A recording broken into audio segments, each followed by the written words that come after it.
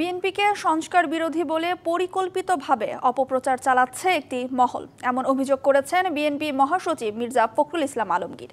সংস্কারের নামে নতুন নতুন প্রস্তাব এনে সময় নষ্ট করা হচ্ছে বলেও জানান তিনি। গুলশানে বিএনপি চেয়ারপারসনের রাজনৈতিক কার্যালয়ে সংবাদ সম্মেলনে এসব কথা বলেন তিনি।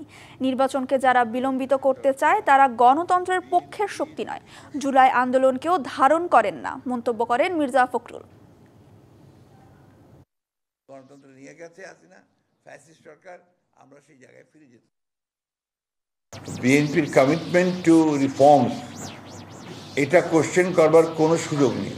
সেই বিষয়ে আজকে একটা মহল, একটা চক্র ভুল করে মানুষকে ব্যাখ্যা করে দিয়ে বিএনপির সম্পর্কে একটা ভুল ব্যাখ্যা দেওয়া, তার সম্পর্কে আপনার বিরূপ মনোভাব সৃষ্টি করার চেষ্টা, এটাতে লাভ হবে না।